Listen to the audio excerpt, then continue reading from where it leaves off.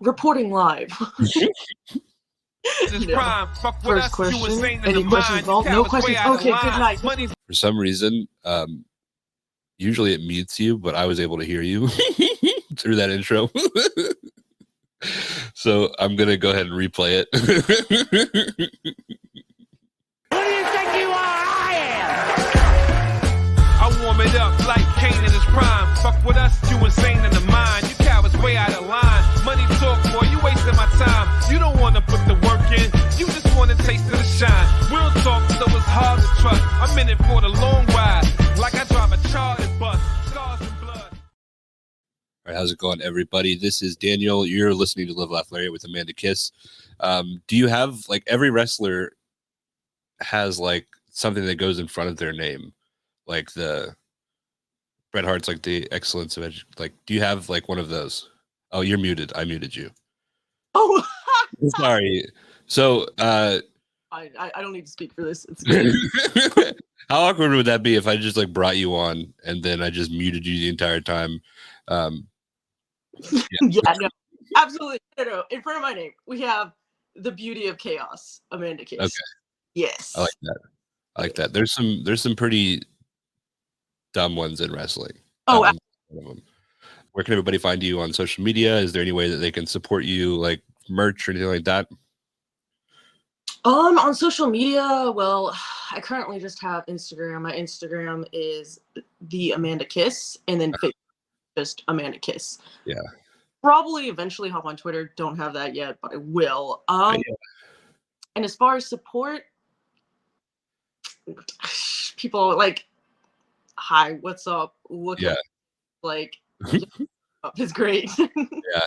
What can people bring you at shows that you would appreciate? Like candy, drinks. Drink.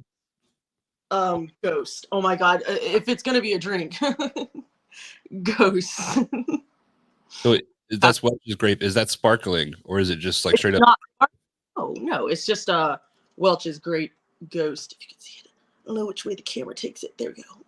So we'll start off. What is your Mount Rushmore of Ghost flavors? Oh my god. Okay.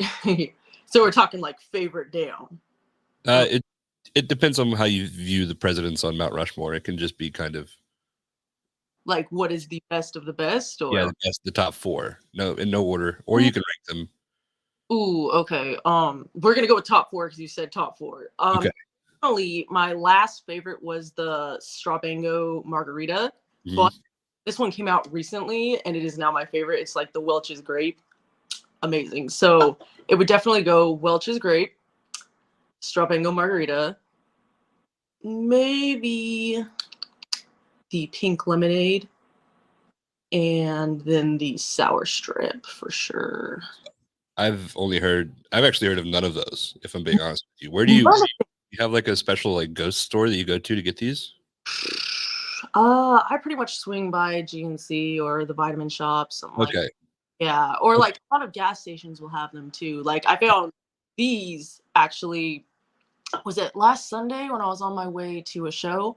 I stopped by like this little gas station in the middle of nowhere, and I have not been able to like find these at GNC stores because they've been sold out. Yeah. But I found it there at the gas station in the middle of nowhere, and I was like, what? So that was cool. Yeah, I think usually you see like the Swedish Fish, the Sour Patch Kids, the Cherry Limeade, and then the Orange Dreamsicle. I mean, not bad, but like I've never heard of those flavors, so I might have to go into a GNC, something I never thought that I would say. Are you like a big caffeine drinker too, or like energy drink drinker? Yeah, so I don't like coffee. Okay. But I need, like, I don't not like coffee. It's not what I want to drink first thing in the morning. Yeah, really? Okay, I'm like 50 on that because some mornings like I'll wake up and I'll be like, okay, brew a cup of coffee. Yeah. But sometimes I want something cold, so I'll get an energy drink instead. Yeah. But so what I do, I recently I'm mixing it up, but I was a sugar-free Red Bull guy. Okay. Oh yeah, how was that time? Yeah. I go to Walmart and I buy 5. Yeah. And then my favorite thing, I don't know if you've ever done this before, but is we have like the Pebble Ice. Oh. Like the good ice. Mm-hmm. Like I think Chick-fil-A has it, Cookout has it, like the little. yeah. I know. Yeah. So doing one. Yeah. I fill up a cup and I have my energy drink on the rocks, and that's the only way I can drink them now. Really? It's a game changer. Yeah. Huh. Maybe try it. I mean, it could Yeah. just be a psychosomatic thing, but yeah, that's been my routine as far as energy drinks go. I know it's not good for you, but like I What, like the energy drink itself, or like? yeah, probably. I like I mean, fine, but good for us. Come yeah. on. I like I always like if it has zero sugar, then it's probably okay. You're like, oh, it's better than the alternative. I don't know. What is the alternative? Because like coffee, energy drinks, and is it like speed? I don't know, because it's like, my thing is, I always hear people talk about, oh, zero sugar means that they're Yeah. putting artificial sweeteners in it, and that's going to be worse. But I'm at this point, if I'm drinking an energy drink, it has like 300 milligrams of caffeine. Yeah. Does it really matter that Oh much? yeah. No, it's pick Matter? your poison. Were you ever like a 5-hour energy person? Okay, no, but I do have one story where it's like I tried it once, Uh and it was about 2 years ago. I pulled an all-nighter for a stupid assignment that I had to finish. yeah. When I was doing that, I thought it would be funny because the next day I had like a run that I was going on. I was like, oh my gosh, you know what I'm going to do? I'm going to drink a bang and try this 5-hour energy at the same time to see if it Okay. like wakes me. So I did that. Never again. Yeah, that sounds like a nightmare. Yeah. 5-hour energies taste awful too. I think that's how you know that it's like good shit. Oh, if it Like, tastes bad. yeah, because otherwise, what are they doing? Like, they're either really bad at their job or it's so good at what it does that it's allowed to be bad. I want to get to that level. Yeah. It's so good at what I do that I'm allowed to be bad. That's what I'm shooting for. Yeah, like Sabu apparently just botched for no reason sometimes. So because he could. But yeah. I want life. We've had Vinny Pacifico on the podcast. He has an energy drink deal with Yeah. Bang, now it's G Fuel. Mhm. So I'm gonna put it out here. Ghost, reach out to Amanda Kiss. She will you like carry him to the ring with you? Oh no, I don't. There's no sponsorship whatsoever. It's not like a sponsorship thing. I'm just like actually addicted to No, them. I'm saying if they pay you, will you bring them? Yes, please. Yes, absolutely. My hope for you is that have you seen the Mini Coopers with like the Red Bull cans sticking out of the back? No. See, honestly, I feel like that's my goal in life. It's like once I get sponsored by Ghost, I'll be fulfilled. Well, like here we go. Like these, Oh yeah, I'd so do that. you come out to the ring in like one of these, like JBL and his limo and stuff. Absolutely. I'll do just about anything. Okay, Yeah. once at least. We'll see. I'm going to start with something new here, and it's a new segment. It's called Daniel's Detours. Okay. And it's videos that I've seen on Reddit that I would be like, other people need to see this. Where we're going, we don't need roads.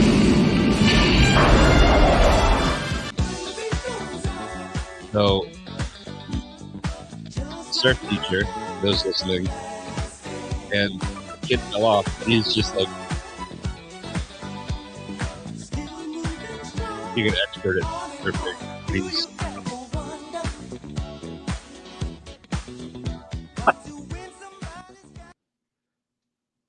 Wow. I saw this video last night at like 11 o'clock, and I was like, more people need to see this. Like, first off, it's an entire like wave pool, like Mm-hmm. on steroids. And then like this dude who you would not expect to be able to surf at all turns out to be like the grandmaster surf daddy, and he's saving this kid. So Right. It's like not only is he keeping himself up, but it's like, oh, yeah, he's there. Oh God. yeah. Imagine So your job. that would he's so good that he could be bad. Yeah. Oh yeah. This is from the Paralympics. Have you seen this? I've seen this before. Yes. This is sick as fuck. I'll play this sound so we can. Yes. She is an amazing archer, she told Devi. At such a young age, only 17 years old, silver medalist at last year's World Championships at the age of 16. Oh, Perfect. what a start for Devi. Because it's like, think about the skill that you need, like, as is Yeah. never, like, in a million Yeah. years.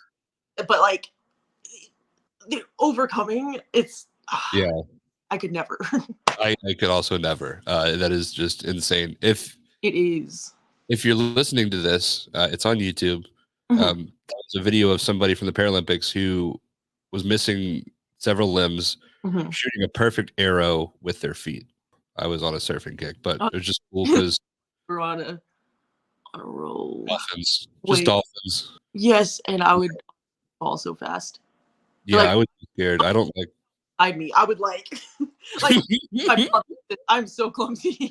But like, I would. no. Yeah, I don't like anything slimy, so I don't like touching fish. I don't like touching. Like, much to my dad's disappointment, he would go fishing and he would have to take the fish off the hook for me. See, I used to go fishing with my brothers and my dad too. But like the crazy thing is, my brothers, we had like one fishing pole and they would always like hog it. And so Yeah. I take a stick and like bring floss, like literally Yeah. dead floss, and I would like hook it up with a hook and I would try to catch fish with that. all the Like Finn style. Did it ever work? But like I used to do that. And I used to be like fine touching fish and stuff like that. But now like I hate touching anything like slime.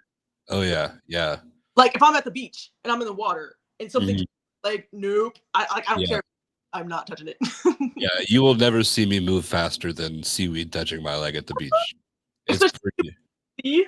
It's like, oh my god, no. Yeah, and there's like still like apparently it's shark time. This it's like a shark year. So Mm, like definitely yeah. definitely not gonna catch me. This last video.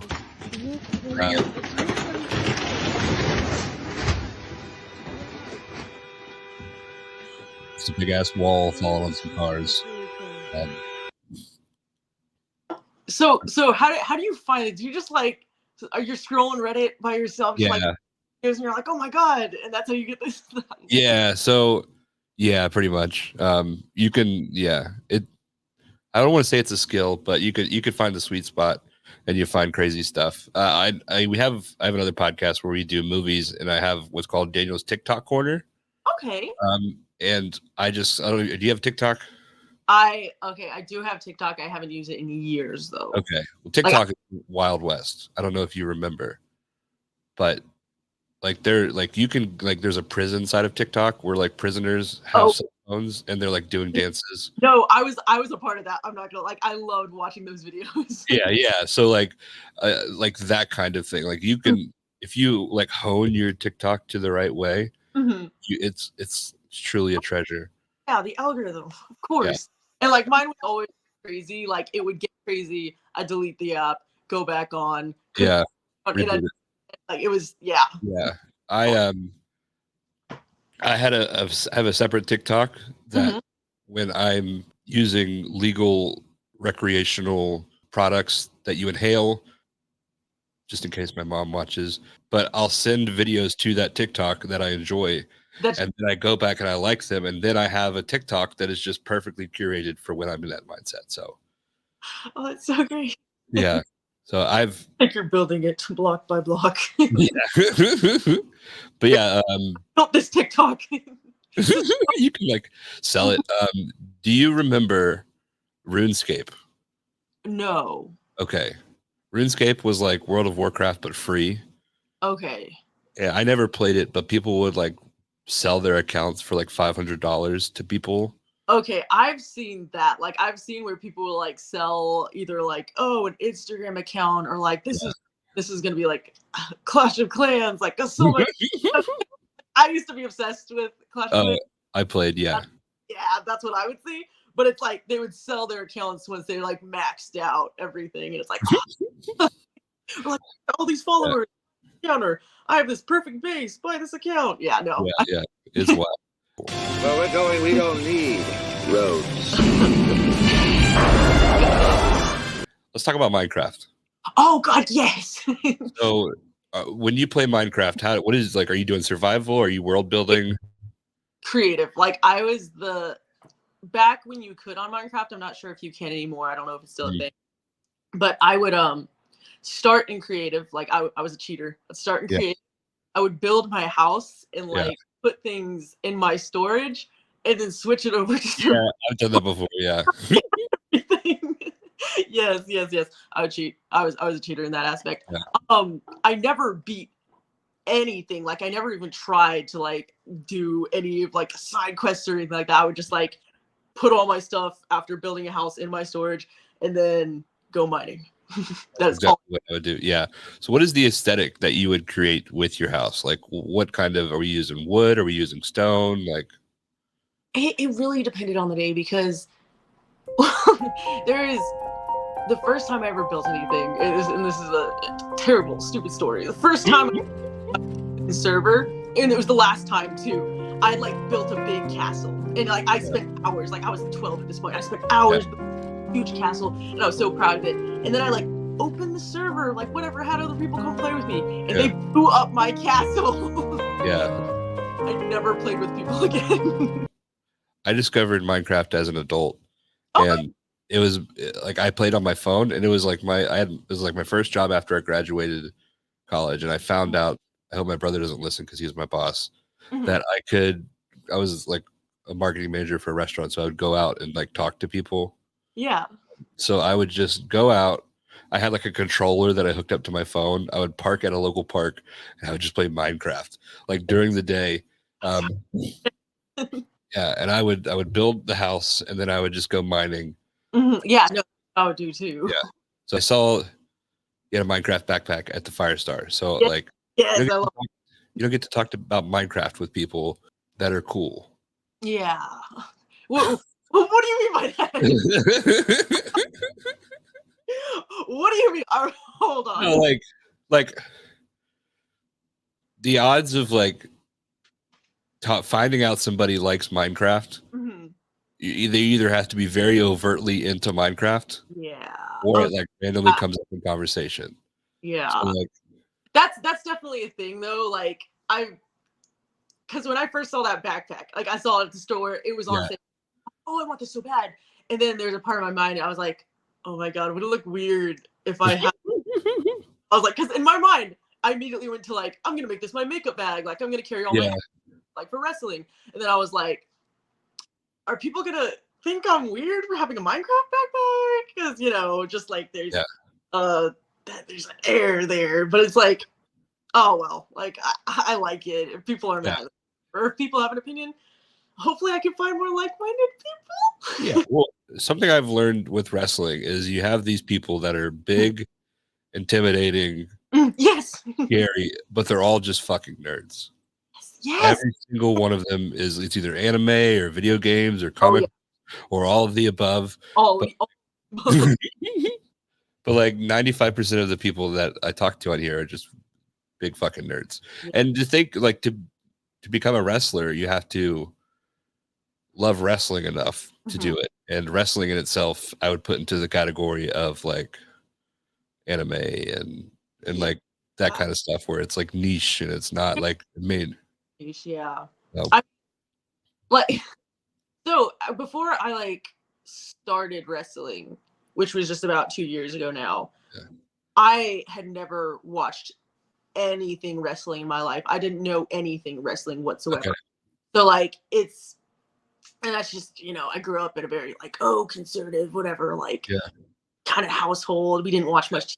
It was kind of just very like, oh. And so like when I first saw wrestling, I was like, where has this been my whole life? Like, like a whole niche, like, oh my God, there's the music, there's here, there's like all this stuff going on, and then just like the promos and everything. I'm like, what? Like this is like everything. Before I never like it's just over my head, never saw anything, never heard of anything, and it was like you may see something didn't register, definitely like a group. As somebody who also grew up in a very like strict household, like I was a pastor's kid. Like when you talk to other pastors' kids, you kind of like have like this shared like, oh, I wasn't allowed to watch Harry Potter because of witchcraft, or I wasn't allowed to watch Rugrats because of the disrespect to their parents. Do you have something like that? Like that is just like out of pocket now looking back on it? I mean, literally any stereotype that you hear about growing up in a strict household Yeah. apply to me. Like the Harry Potter thing. Yep. Yeah. Allowed to watch Harry Potter because of witchcraft, and then we weren't allowed to watch SpongeBob. Oh no. Appropriate. How? We'd still watch it, like, Yeah. they ran around and stuff like that, but it's like we were not allowed to watch it because it was like bad. So Yeah. I don't know. Yeah, just all the stereotypical things that you'll hear. That applies to me. Was music the same way? Oh yeah, absolutely, yes. So like, what was it, like a religious thing, or was it, if you don't mind me asking? So absolutely religious. okay, so what are some of your go-to like Christian rock bands? Oh, I don't. I'm trying to think because like I never actually dealt with like the religious side of things. Like my parents were really religious, but like I kind of didn't pay much attention to it. Yeah. Like names of bands because I know they would always have music playing. Maybe Casting Crowns. I know that's one. Yeah, that's the one. I think there's what's her name, Lauren Daigle or something like that. She's another Christian artist. I'm trying to think of other just like no, Skillet, not Skillet. Skillet was still Demonic. That was no. Really, Skillet was too far. Yeah. The screaming, anything that was like not like, oh, Jesus saved us, like bad. Yeah, that's amazing. Yeah. So it's like crazy that I ended up the way that I ended up. Yeah. Well, makes sense. it definitely makes sense. I feel like if you like keep that stuff away, like once you like, for me, like once I discovered music, I just everything I went for. So like my music is very like, I didn't really say like, oh, this sucks. I like listen to everything. So like I like to think I have a very eclectic taste, which sounds very douchey now that I say that. No. Like, yes, no, it's okay. We're all douchey. Yeah. See, when it came to music too, though, like I never really got to like cultivate my taste because like so strict and stuff like that. So it's like over the past few years, like everyone has their people that they listen to. Yeah. Oh, like which album's your favorite and stuff like that. And I'm like, I have no idea. I'm still figuring it out. Oh my God. I know. Cause right now, like, of course, like going into the going to the gym. Yeah.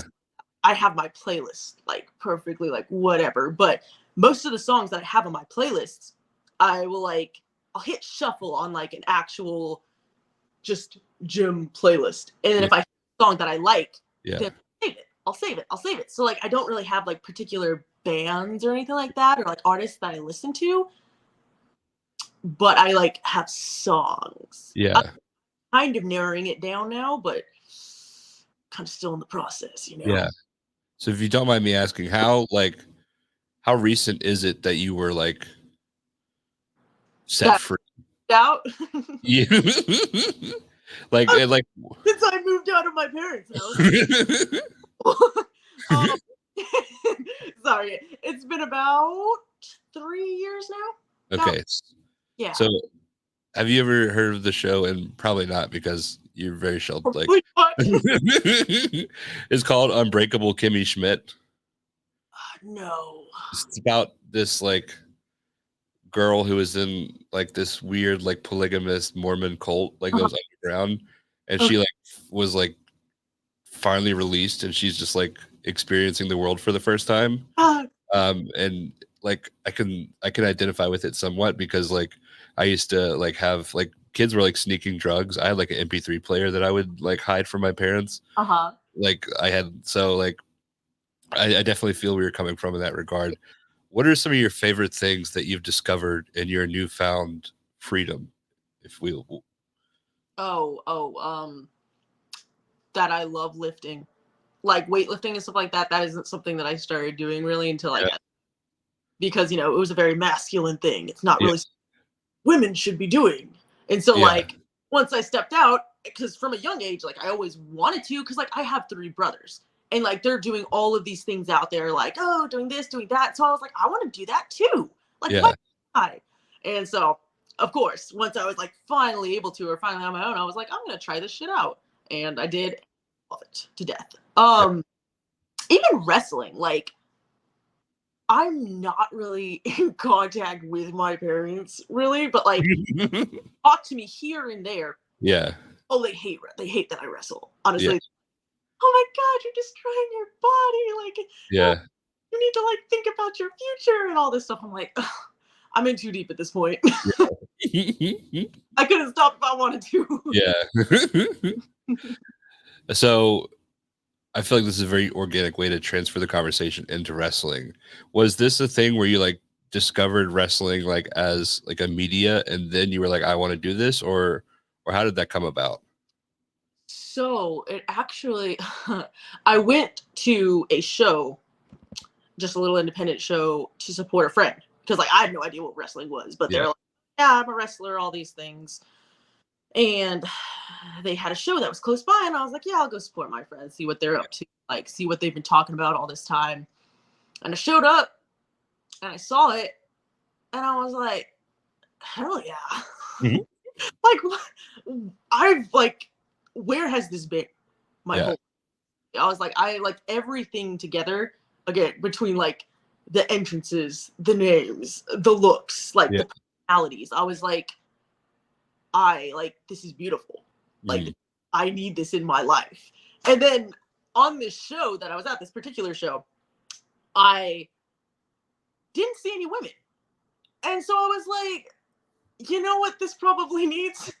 More women. So why don't I just go ahead and yeah, no, I still had no idea what it was. Like my first day training, I had no idea what wrestling was still. Like I was just like, hey guys, this looked cool. I'll do this. I love that. I like because a lot of people were like, "Oh yeah, I saw Hulk when I was 3, and that was it." Like I've been jumping off, but you just like you're like this shit is cool. No like real knowledge of like None. what you could achieve or like oh like I want to be the Rock. Like you just like I just want to fucking do this. Like I genuinely had no idea that it was like done at the level it was done at. Yeah. Like I saw what I saw and Yeah. I was like, I want this shit. Like just, it looked like so awesome, you know? Yeah. And So, so, like, definitely in for a rude awakening though. Like once I figured out everything that went into it, yeah. you know, I saw it happening and I was like, put on the fucking shirt, go out there and beat someone and get beat, you know, that type. Oh, there's so much more than that. Yeah. That So was, so basically you see wrestling like community theater, you're like, oh, I'm gonna audition for this play. yeah. I was like, oh, like how are they doing this? Like, do they have to try out for this? Yeah. Oh, I know people, and so like I was just so infatuated. Yeah. I was like, what the fuck is this? No more. What was like because obviously you tried it Mhm. and there's something to say for like going like maybe on a whim and doing this, Mhm. but to stick with it, what about wrestling has kind of like kept your attention and like kept you pursuing it other than like you're just too far in deep? Well, honestly,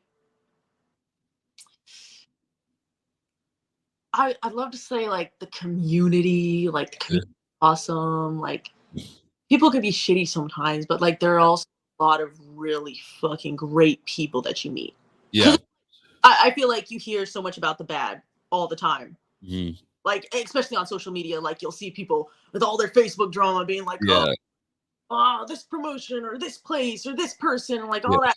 Like there are so many amazing people that I've met that have like changed my perspective on life in general, like with wrestling and outside of wrestling. Yeah. I also love that it's like a never-ending learning experience. Mhm. Like the more that I learn about wrestling, the more that I realize I don't know. And it's like it humbles me so much because like I'll have my moments where I'm like, oh yeah, I'm doing so good, or like, you know, you'll start to get a little, oh yeah, Yeah. I know what I'm doing, and then life will, it's like, oh, never mind, I don't Yeah. know. And I love that about it, you know, because it's like Yeah. it's something that I constantly have to chase. It's like I have to work for this, I have to work for that. If I want to do, if I want to get better, if I want to keep getting spots, I have to work, and I Yeah. I love that so much. And it's other than that too, like I love the artistic Mhm. aspect of it, where it's like, oh, I get to put my heart and soul into this, Yeah. whether Yeah. it's the look or the personality or what. It's like I really enjoy just like that aspect because I've always loved good like dramatic storytelling and Yeah. just I love reading, Mhm. love any type of like drama. Yeah. Or like never was a part of anything, but I love like watching or reading. Yeah. But wrestling happened, and then I was like, oh my god, this is like beautiful, perfect. It is everything. It is everything combined into one, Mhm. and it was kind of the draw. Yeah.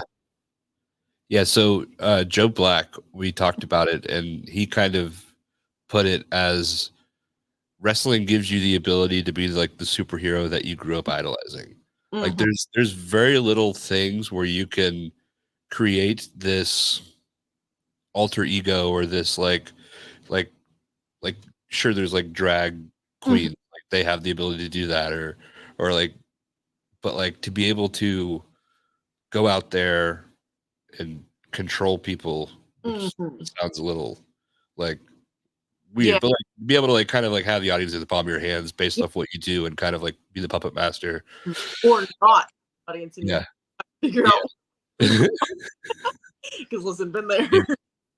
Yeah. And I think that's with wrestling is there's so many different levels to it. Like, Yeah, it's definitely a layered thing. Amazing. yeah. So with wrestling, a lot of people, oh, I saw Jeff Hardy jump off of this, and that's why I wanted to do this. Yeah. So when you're creating your character and more like so your move set, how Mhm. are you picking the moves that you want to do? Like for instance, you do the spear. Like Mhm.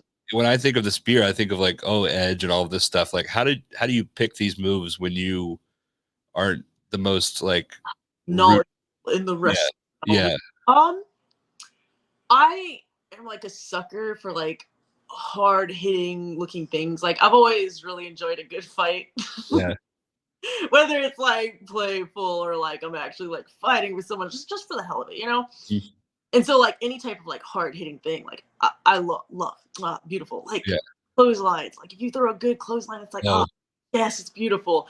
So yeah. I'm like I try to do the things that look brutal Oh, yeah. and are somewhat easy too, where it's like, okay, take this, or like anyone can like whatever. Like if someone can't take a spear, it's like, bro, I'm just running into you. Like it's fine. Come on. It's I'm coming at you. Like just take this. Like Yeah. not Yeah. to set them up, put you in this weird position, or Yeah. accidentally some weird way. I just want life Yeah. simple. Yeah. So you spoke about like constantly learning, and then you also spoke about like great people. I know that I don't know how frequently, but James Johnson and like you train with him. What is do you uh, let's give James Johnson his flowers, I guess. Like talk about working with him and all of that. Yeah. Oh God. Honestly, jeez. I was okay. So when I started working with James, I was in a place where I was kind of just like, not like I wanted to quit wrestling, Mhm. but I felt very, I guess, lost is going to be a word, lost, where I was just like, I don't feel like I'm making any progress. I don't feel like I know what's going on. Like, I know nothing about this wrestling world. Like, I don't know what I'm doing. And honestly, James was kind of like that saving grace for me in that moment where it's like, Mhm. I kind of had bad experiences with people in the past where it kind of made wrestling seem like this one track thing. Like, this is all wrestling is, and there's nothing more for you. Yeah.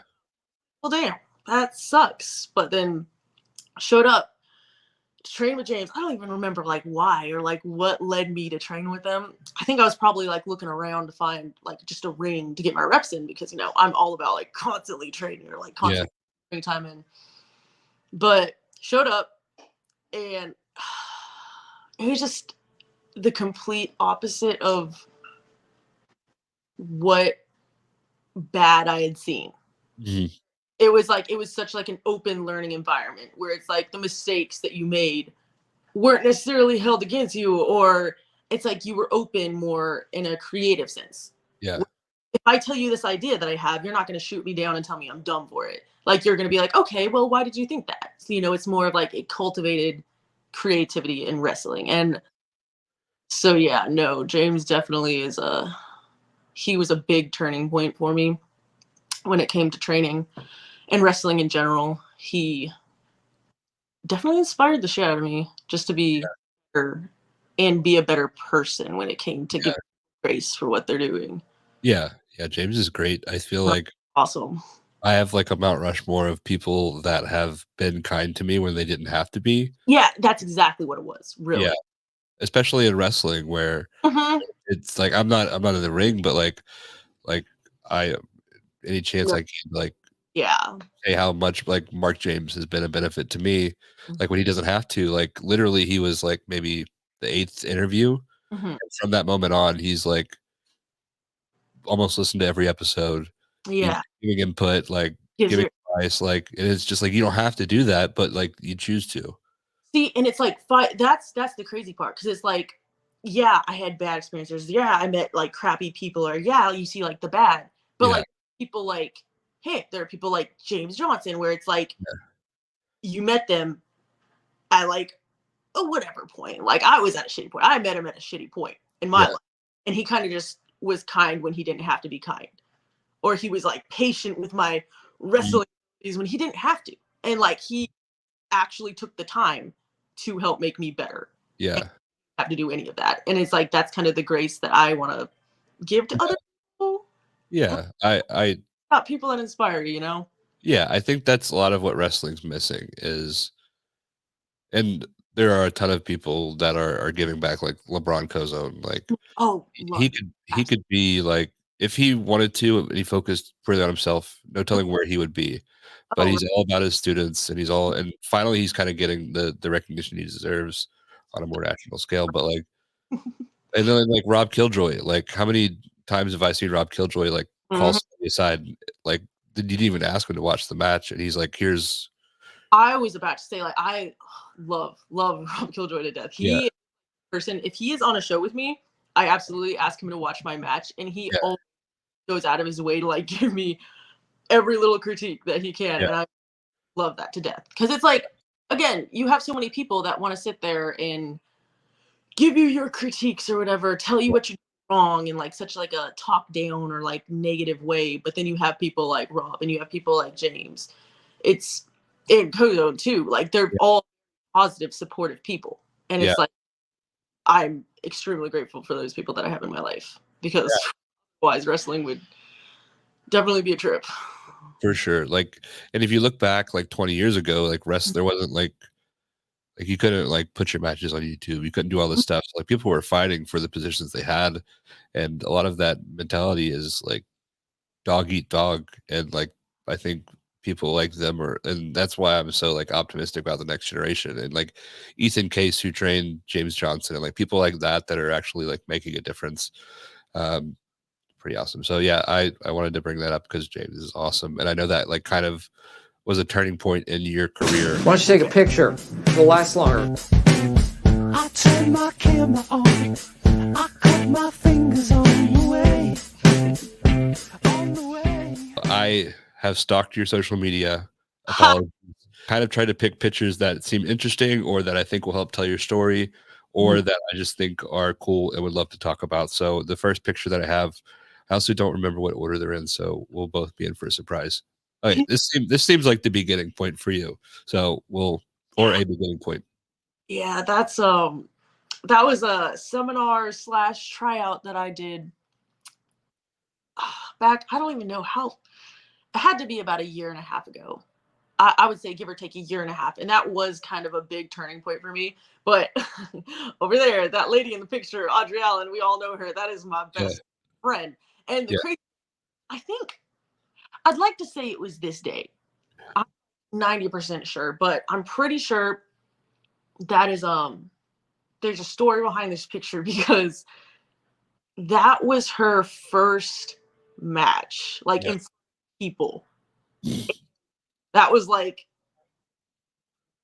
crazy for her because I you've heard her story. You should definitely like talk to her sometime Yeah. about her experience. It's crazy. Like getting up in front of people, big feat for her. And me at this point, I'm like 4 months, 5 months in, maybe. Like I don't know anything about wrestling still. Like I don't even know what a wrestle is. Like, but we get paired together and they're like, yeah, put on a match. She hasn't like she's not put on a match before, and I'm like 6 months in. I don't know what the fuck I'm doing. She doesn't know what I'm doing, and so we're both like, well, I'm freaking out internally. She's freaking out, and we're just like, oh my god, okay, I guess this is what we're doing. So we did that, and I'm sure if I look back, I haven't even like looked back at it or anything. Like I would not watch, like I watch my matches back as is. But like something like this, it's kind of one of those things you have to appreciate for the moment. Because I was super, super, super proud of it. Not because I thought it was like an amazing match or anything like that, but it was like the fact that me and her got through it together. Yeah. It was kind of just like oh, we did that. And it was okay. And we lived and we both got in front of people. It was like, it was kind of just like a big, I'm proud of you and I'm proud of me moment for the two of us. Or at least for me. I don't know her perspective. I don't know, but you definitely ask her. Yeah. And for those who don't know, Audrey Allen, I think, might be less wrestling aware than you are. Or oh yeah, I know. Yeah. I did like a thing at WrestleCade where like went around asking people like Shawn Michaels or Bret Hart, and she was like, I don't know who that is. Oh no. see, here's I had no idea what wrestling was, but I am trying very hard to do my due diligence and study, like know all the people and like it's a lot. It's a lot. It is a ton. Where it's like, people will be in locker rooms. That was like the first thing that I noticed. But like people will be talking and they'll be shooting off these dates or these WrestleManias or these this or the match between this person, that person. I'm like, part of the conversation. Yeah. I don't know what we're talking about. So like I try to just like, I don't know, mind my business. Yeah. But like, I've been trying to like study up and like learn what's going on or what has gone on because it's important to know who's been before us and what they've done because that's the only reason we have what we have today. Yeah. So, when wrestling fans get around each other, because unlike comic books or like anime, I feel like it's much easier to find a friend that likes comic books or anime. But like when you find somebody you could talk wrestling about, it's almost like I have ADHD. So like when I take my Adderall in the morning, like it's just like I'm locked in and focused and I will talk your fucking like face off. That is how it is when you find somebody that likes wrestling. It's like finding your long lost like brother. And you're just like, oh, you remember this time and that time? And you're just like, yeah. And it's just like this crazy. Yeah. My thing is, it's like sometimes I appreciate the fact that I didn't grow up with wrestling because I have a different perspective on it. But other times it's also like I kind of wish I could just be up here with everyone else, know everything that's going on. Like would have had that experience, especially when it was like a in the moment type of experience. Where it's like, oh, I should have just been there. And it's like, dang, I kind of wish I was there. But there's plenty, like wrestling still goes on too. So you can kind of like everybody has different eras that they grow up with and that you can kind of grow with wrestling. I'm curious about, so like Ricky Morton is obviously there. Ricky Morton, like Rock and Roll Express, like legends. Like how do you go into situations when like are people who are like, oh, this is Ricky Morton? Like, do they tell you how big of a deal it is, or is it something where you're just like maybe unaware of like who you're talking to? So I feel like that's a funny question because like half the time people will smarten me up to it and be like, oh, like these are big people or like these are big names or this is whatever. Like a lot of the times I'll know because it's like School of Morton, Ricky Morton. Yeah. I was going there and I was like, okay, like I know what's up. Like I've also seen some of this stuff because if like you start studying wrestling, you're gonna see like, oh, the big names, like the legends, like you're gonna see them. So you make that association. But I've definitely had a situation or two where there's been someone around, or there's been like a person somewhere, and I have no, like, I don't know who they are. But Yeah. like, the way I combat that though, it's like I just try to be respectful to everyone. Mhm. Like, shake the hands, do all that. Hello, it's like great to meet you. Like, very respectful to people. Yeah, that's kind of just like the only thing I can do. Because it's like I know I'm gonna miss out on one or two things here and there, but it's like I guess just treating everyone with like just a level of respect when I see them is just like my way of like just in case. Off the top of your head, are you able to name some of those people that you were oblivious to, or is that something you want to keep locked away? Feel like I would get burned at the stake if I named. I can't tell you. That's time. I feel like once I'm so good that Yeah. I'm bad, then I'll tell that story. Okay. Once you get to 5-hour energy level, we'll talk. Oh yes. Go. Perfect. Well, this next picture is That okay. I think that might have actually been the first seminar I did. Oh my god. I'm like so bad with dates or like yeah. timeline things. All I know is that was one of the first seminars that I had. Like they were hosting it in amazing seminar. Loved it to death. But like again, I was still very new to things, not know much about wrestling at Yeah. all. At one point they had us like go up and cut a promo in the ring. Mhm. Promo before. I didn't even really know what it meant to cut a promo when I was doing it. So like I was so scared. so scared because they're just like, oh yeah, get up in the ring by yourself. Like Yeah. what? In my mind, I'm like, wait, what? What am I supposed like? I don't know how to speak. Like I don't know what's going on. Yeah. Like so like constructive and understanding of like where I was, that it was just like I don't know, it was an amazing time. I was like great seminar, honestly. Yeah. I love them. In your defense, a lot of the people, like, if you had no idea anything about wrestling and you saw a Ricky Morton, Mhm, you saw maybe a CW Anderson, mhm. your first thought would not be like, this man has entertained people all across the world. No, no. Yeah.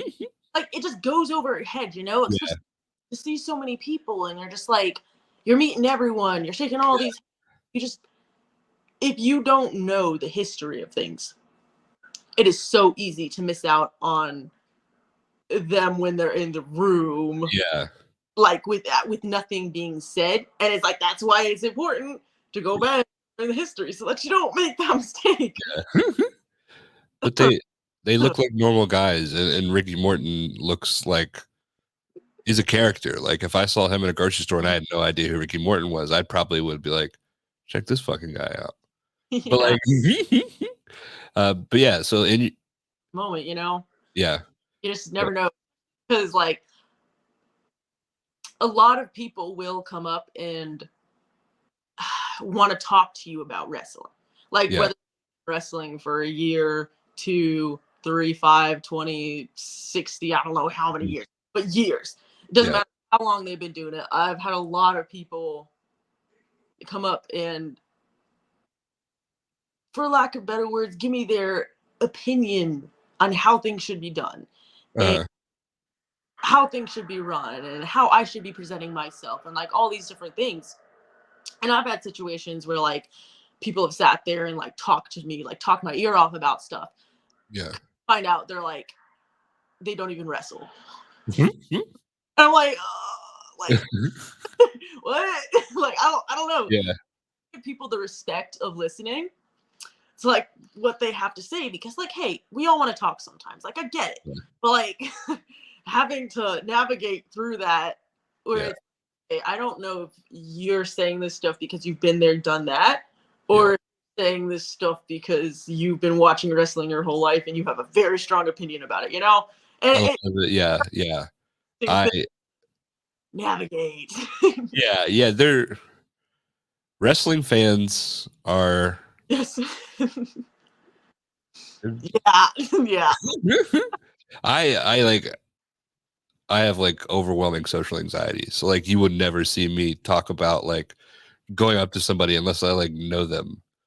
See, and that's the crazy thing too, because I do somewhat like you wouldn't believe 2 years ago, like the way that I was before compared to now. Because I used to like have the worst social anxiety. Like I hated speaking in public, could not like speak in front of people. Like I would get so nervous. So like I would try words, still do sometimes, but I don't care as much. But it's like I would barely make eye contact with people. And so like some people just having the audacity to like walk up and just like tell me any and everything, Yeah. doing any and everything. Yeah. Like I had no idea who they are, no idea like anything, just to find out that it's like a fan. I'm like, oh, and especially because it's like it's hard because it's like you don't want to, the whole concept of keeping the kayfabe or like character and stuff like that. It's like you try to keep that little thing going on. And so it's like I'll have people come up to me and like talk to me about stuff, and in my mind, like it wouldn't be disrespectful for me to keep up the character, be the normal stupid like, or just chaotic person I am, or like take that the wrong way, or should I like totally just talk wrestling with these people? Like it's kind of like a I don't know which one I should be doing, but it's I feel like I've definitely done like the keeping up the character and rubbed some people the wrong way. As a female in wrestling, you have to deal with a lot more shit than other people. Very lightly. What are some things that you wish like fans or people knew to just like not fucking do, or just like this isn't cool? Honestly, like I feel like if I paid attention to all like the bullshit that happens that's different than what happens to the men, like I would be crazy. So I kind of block that out for myself. Like you'll notice a thing or two here and like for the most part, I just try to gung ho. If they're doing something shitty, they do shitty things to everyone. That There is one thing though that I have like a pet peeve of, and it's when I'm taking pictures of people. Yeah. You'll have the fans that when you take a picture with them, they just happen to like slide their hand down to your phone, and you're just like, why are you doing this? And like every time I will like grab their hand or like move away. Yeah. So, like I don't know you really, you don't know me. Like personally, still a thing. Yeah. Like just you can touch my shoulder. I guess you can hug me. Like but it's like which is actually like a big thing for me too, because like I used to be very against any type of physical touch, hated being touched, hated like hugs, hated all that stuff. So it's like everyone's so friendly, like between wrestlers and fans. It's like everyone wants to come up and hug you, like, hey, how's it going? I had to get used to that. Like I really had to get used to that because it's like I know people don't mean bad by it or anything like that. So I'm like, oh my god, like I got you. I don't want to seem awkward when I'm doing it, so I can learn. Yeah. I'm in that boat with you as well. Also, like I make the mistake of going in comment section sometimes. Oh yeah. Ooh. Yeah. See, I wasn't even thinking about the social media side of things, but I can imagine. Yeah. Like I feel like, well, I think my thing is I kind of expected that type of behavior because like I've been on social media my whole life, whatever. Like, yeah, my family was strict, but like, I think it was my grandpa. He bought me an iPod when I was like, I don't know, 12, 13, 14. Got that smack. And so like, I've always like hid that thing, been on social media, seen the way people like I was like a big like I loved like memes or like the degenerate side of like I like these shit posting videos and stuff like Yeah. that. See the way people would act. So it's like once I got on social media for myself in that way, I was like, I already know what to expect. Yeah. And then like once I started getting more traction or more followers or getting more views on my stuff, and I was like, yeah, I can't take any of this personally because stuff gets weird. And it's like about it. Don't relive. Yeah. Yeah.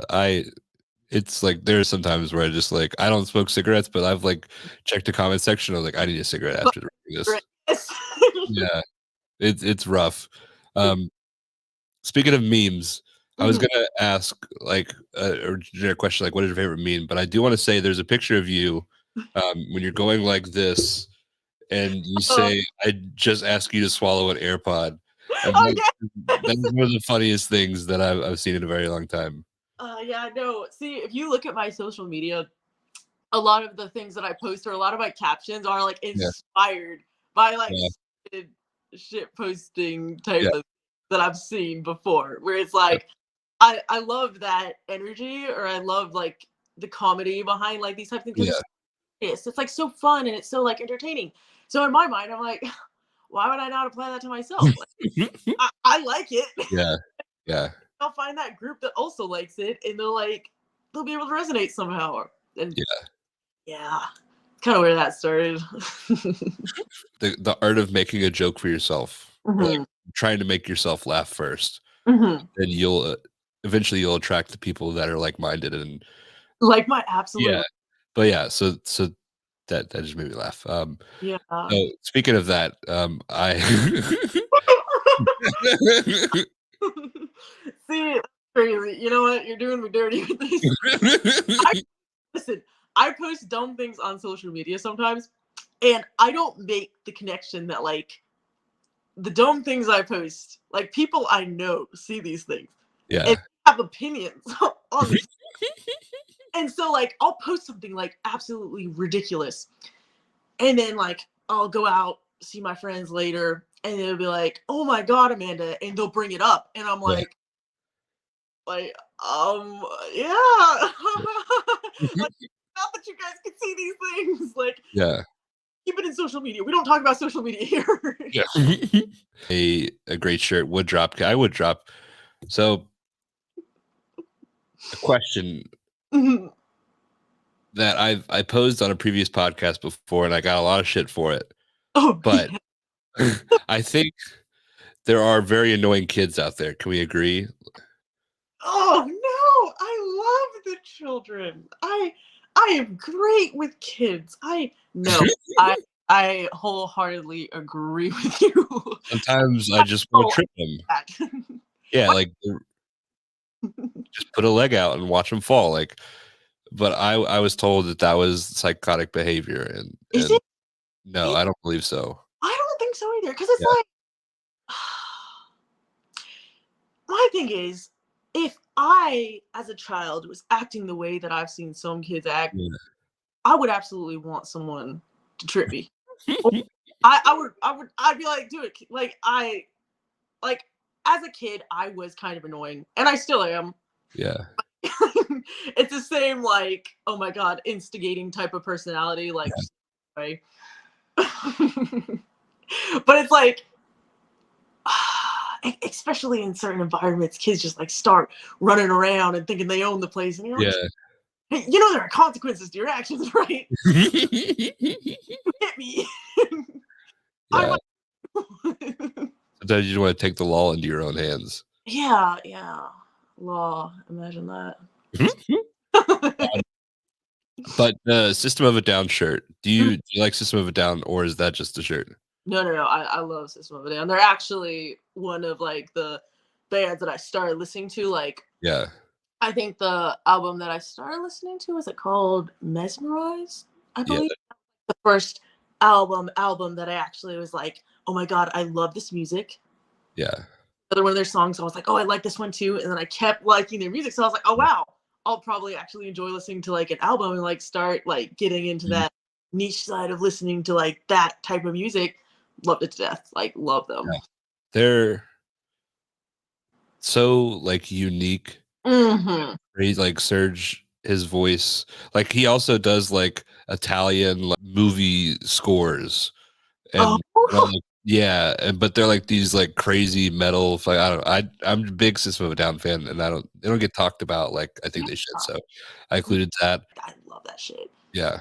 But yeah, big fan of the t-shirts, big fan of drop kicking kids, and big fan of Diet Coke. So this is what it was more of like a say nice t-shirts. Thank you. So this next picture here, FWE, you're the champion there. Yeah, So is that your first title? that is my first title. Yes. So walk us through that, because it's got I was gonna say it's got to be different from like a kid that like saw like Hulk Hogan like win the belt, and like you have this childhood dream.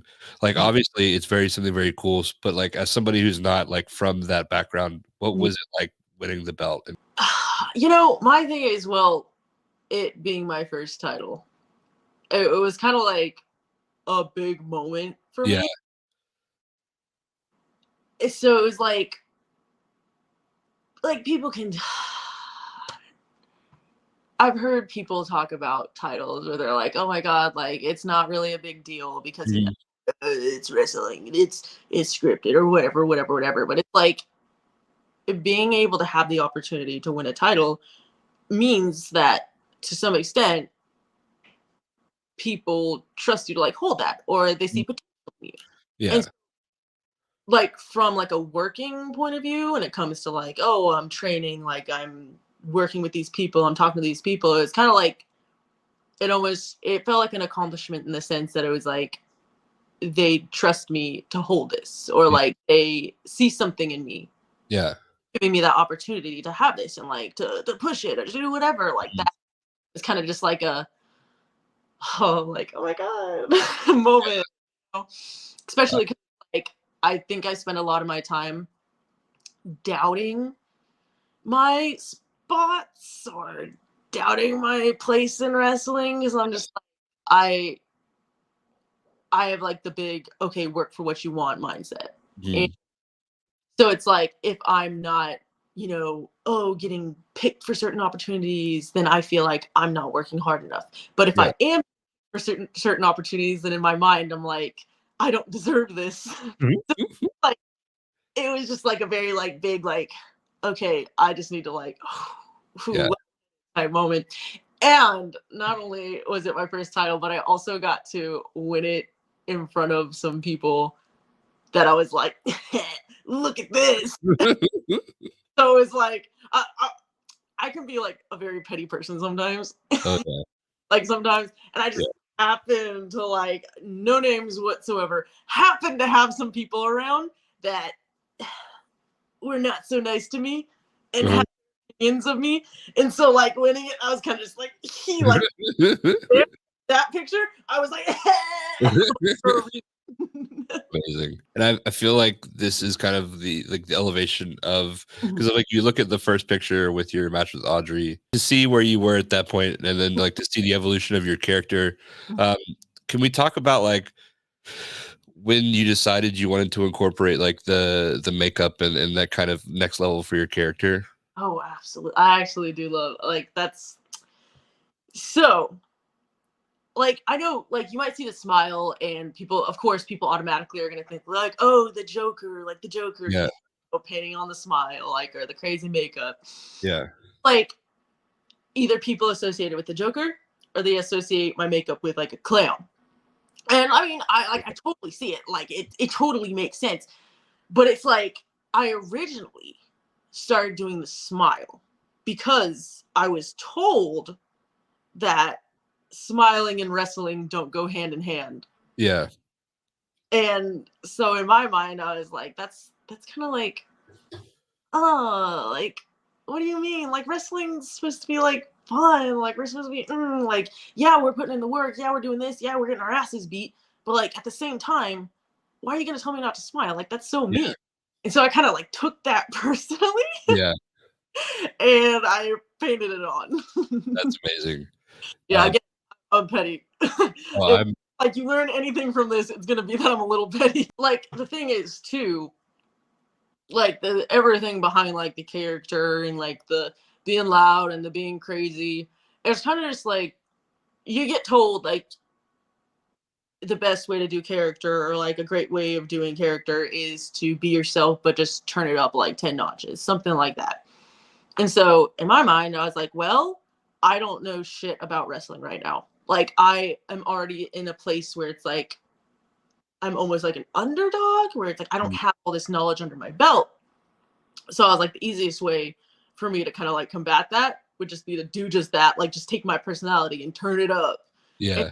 Kind of like what I did, whether it was like the being loud, the like being very like showboaty, like, oh, this is me, and stuff like that. It's like I kind of just be myself hmm and hope that it like catches on.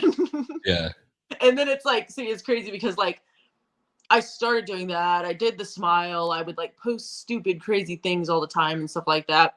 And then I added on the whole like the beauty of chaos title, because I was like, you know what?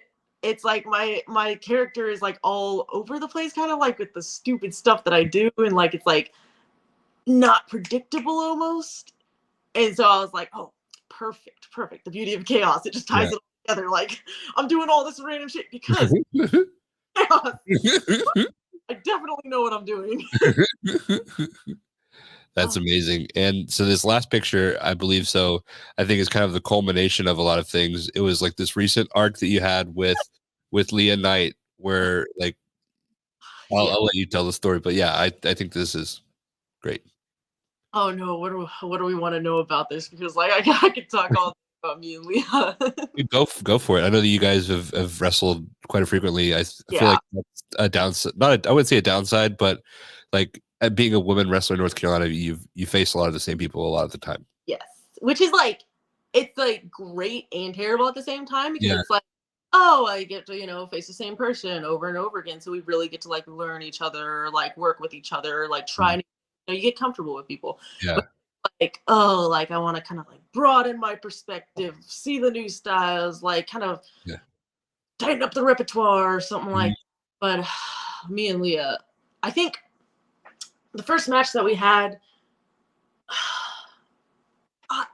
I am so bad when it comes to like timelines, but it had to be about like 8 months ago, maybe, give or take. Like, I'm not good at this. We worked together at, I couldn't even tell you where we worked, but we wrestled. And then it like a few months went by where like, we hadn't seen each other in between that. And then I think what happened was I got booked at Firestar for the first time. And I kind of got out there, did my thing, we just like happened to like click. The first time we wrestled, it was fine. It was okay. It was like whatever, we're having a good time. But like I went to Firestar, did the show, like wrestled my girl, and it was just like, oh shit, like we work together well.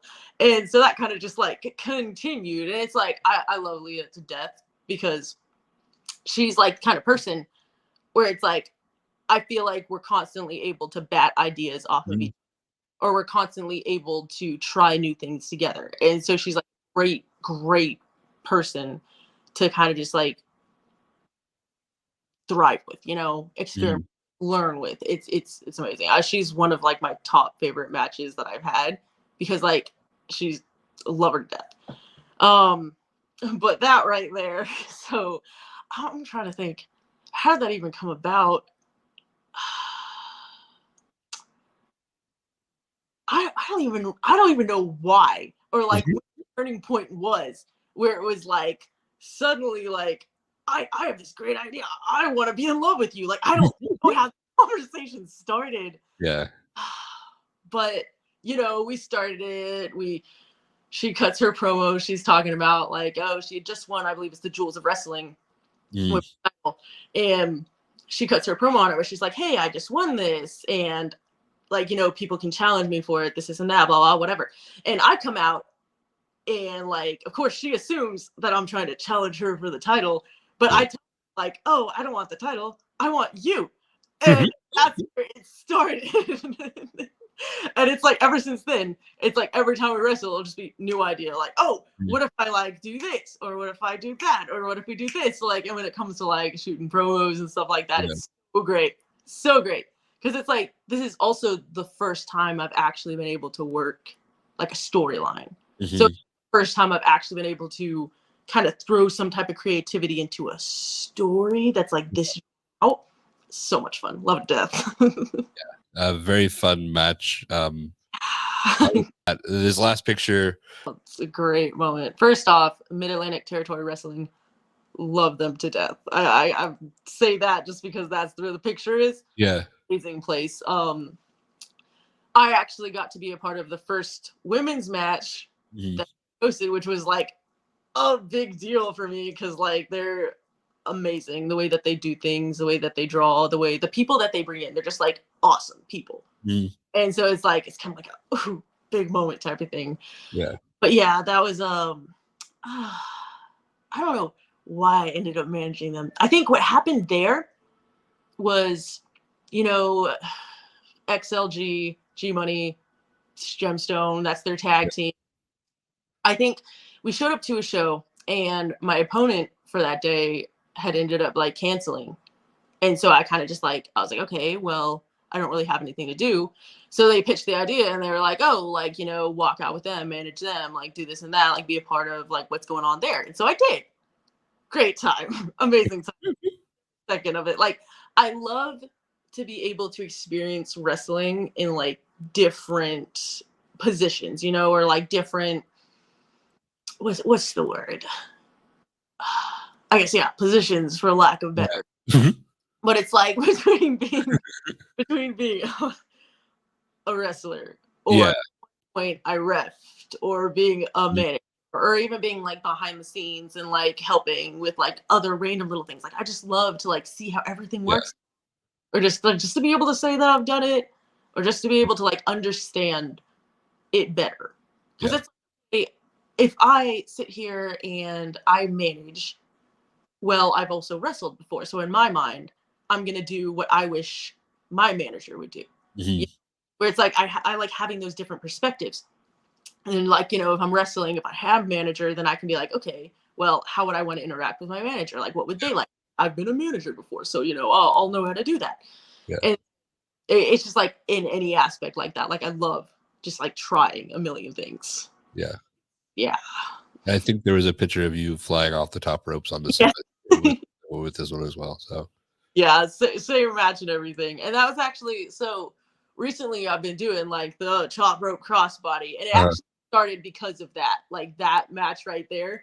I pitched in a little bit, ended up crossbodying someone, like that just happened to be my thing. And ever since then I was like, you know what? I like falling high area, like let's do it again. So I've done it like almost every match since. And have great knees.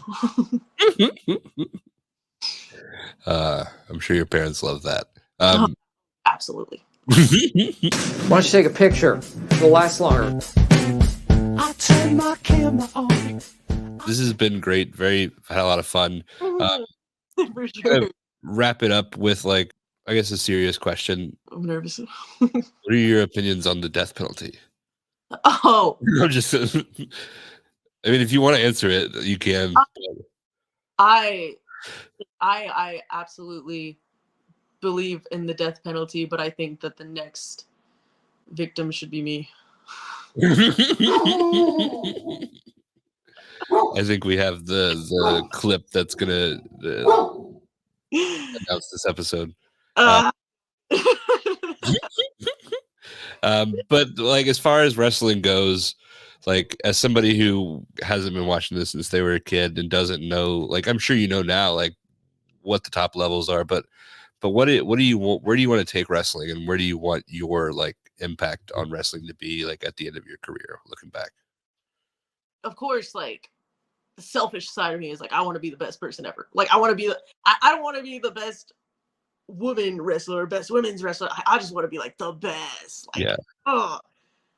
But if I'm like thinking with my heart, then I really just want to have a positive impact on people in general, but also like other women around. Like, I want of course, little girls to see that, like, hey, I don't have to just be this like sexy thing to wrestle. Like, I can also kick ass and like paint my face and like look whatever.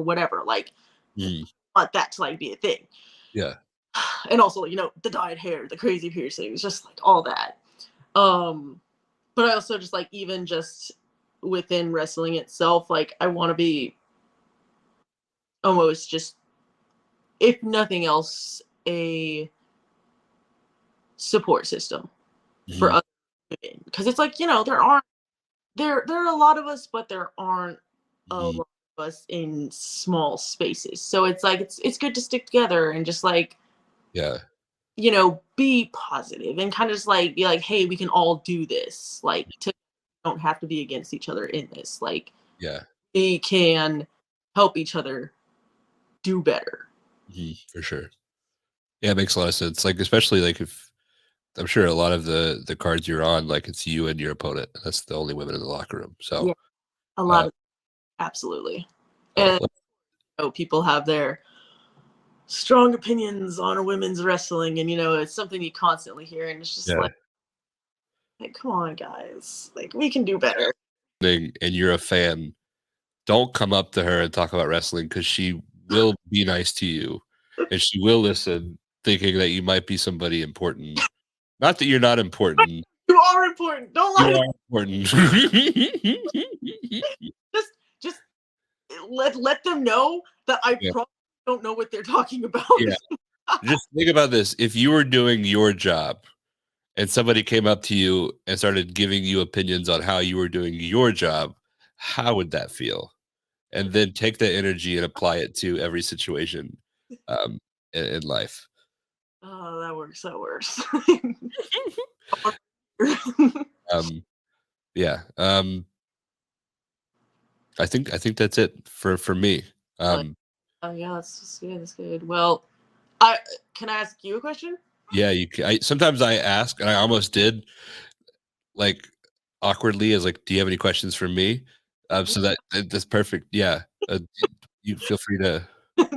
um, what's your opinion on the death penalty? So I I do not think the death penalty is good, because our justice system is very flawed and there are a lot of innocent people that are killed. So I think as a result, that, like, a lot of, and we don't want to take the risk of executing the wrong person, and you're going to be shocked at how much of an opinion I have on this. Really? No, I love these. But like the methods that we have for committing these things, a lot of people are taking shortcuts, and like the lethal injection, there's like different compounds that you have to use, and we're expecting like random people in prisons to be able to do like these scientific things, and like you're one thing you're wrong, and then somebody's having like what was supposed to be a painless death, and now they're having like a very painful death. So I don't feel like we have the prison infrastructure or the justice system to where the death penalty is something that is good. Oh yeah, no. Like, I agree with the whole like the system is fucked thing. Yeah. Anarchy, like, fuck the government, like, all there. Yeah, I think all these systems. it's definitely fucked. But yeah, that is my opinion on the death penalty. So I appreciate you asking. I wanted to say it, but I was like, I don't. Like, oh, I can't give my opinion. Like, unless they seem like yeah. This has been great. Where can everybody find you on social media? Mainly Instagram, and it's gonna be the Amanda Kiss, like the Amanda Kiss, but also Facebook. Yeah. There is another account. I was about to say, don't be fooled, because there are about like 3, give or take, other accounts that I have up that, well, they're not mine. Yeah, they're not mine, but they're scam accounts or spam accounts, whatever you guys want to call them. those aren't me. Like, come Yeah. on. Like I you should actually, look and tell, especially if I'm messaging you and like asking you for money or like telling you probably not me, because like I rarely people in general. So yeah. I know Well, it's there not. you go. But yes, you can find me on Facebook too. I just hate that platform. So if you see something, say something, and report those accounts. Yeah. Or give them money. Give them your money. No, if you're gonna give an Amanda Kiss money, give it to me.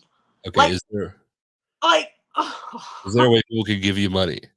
oh yeah, of course, on my link tree, just like click on there. I have my Cash App just in case. It's just in case people click on it because they're like, oh, Yeah. what's my Cash App? I'll have that link tree down below. So send Amanda money, bring her ghosts, listen to the beginning of this and then bring her her favorites. Ghost, if you're listening, sponsor both of us. And be nice to people. Respect boundaries. Absolutely. Yeah. And don't execute innocent people. Oh, yeah. But if you're gonna, let it be me. But Yeah. like, Yeah. go ahead. Yeah. I warm it up like Kane in his prime. Fuck with us, you insane in the mind. You cowards way out of line. Money talk, boy, you wasting my time. You don't wanna put the work in, you just wanna taste of the shine. Real talk, so it's hard to trust. I'm in it for the